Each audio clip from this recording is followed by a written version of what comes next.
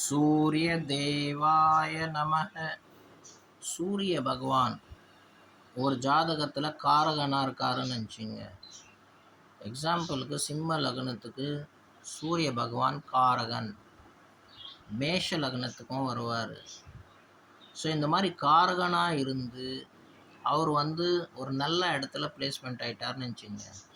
For example பஞ்சாமாதிபதியாக மாறிட்டார், பூர்வ புண்ணியத்தில் உட்காந்துருக்கார், placement ஆகிரு. அது ரொம்ப அவருக்கு உகந்த இடம்னு நினச்சிங்களேன் ஏதோ ஒரு ஜாதகத்தில்.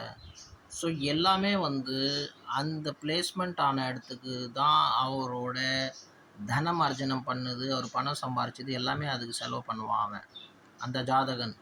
ஏன்னா இந்த கிரகம் ஃபுல் அண்ட் ஃபுல் எந்த இடத்துல உட்காருதோ அந்த இடத்த ஆளை எனர்ஜியை மோட்டிவேட் பண்ணி விடும், கஷ்டப்பட வைக்கும், ஒலிக்க வைக்கும். இப்போது ஆன்மீக வீட்டில் உட்காந்துட்டாருன்னா ஆன்மீக வீட்டில் உட்காந்து ஆத்மீக சக்தியில் அர்ஜனம் பண்ணுவான். எஜுகேஷன் இடத்துல உட்காந்துட்டாருன்னா காரகனா எஜுகேஷன் அர்ஜனம் பண்ணுவான். அதே மோட்ச இடத்துல உட்காந்துட்டாருன்னா மோட்சத்தை அர்ஜனம் பண்ணுவான். என்ன காரகன் என்ன நல்ல இடத்துல என்ன சம்மந்தப்பட்ட விஷயத்துக்கு அவர் பிளேஸ்மெண்ட் ஆகியிருக்காரு, அதுவும் நல்லா சூப்பர் டிகிரி நல்லா அமைப்போடு இருக்காருன்னா அதுக்கு ஏற்ற மாதிரி அவரோட ஃபுல் அண்ட் ஃபுல் எனர்ஜி செலவு பண்ணுவார்.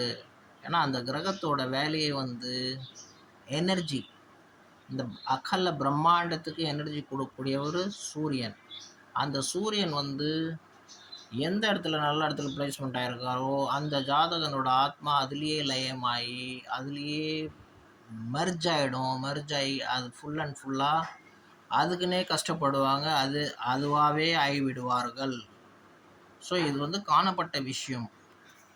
நாங்களும் பார்க்குறோம் ஃப்ரெண்ட்ஸ். உங்களோட ஜாதகம் அனலைஸ் பண்ணணும், கைரேகை அனலைஸ் பண்ணோன்னா எங்களை நீங்கள் சந்திக்கலாம். நீங்கள் எதுவும் சொல்ல வேண்டிய அவசியம் இல்லை, எல்லாமே நாங்களே தான் சொல்லுவோம். நீங்கள் சொல்ல வேண்டியதில் என்ன பக்குவமாக உங்களுக்கு மனசு கஷ்டப்படாத அளவுக்கு நாங்கள் உங்களை சொல்லி புரிய வைப்போம், அதுலேருந்து வெளியேவும் கொண்டு வருவோம். சூரிய தேவாய நமக.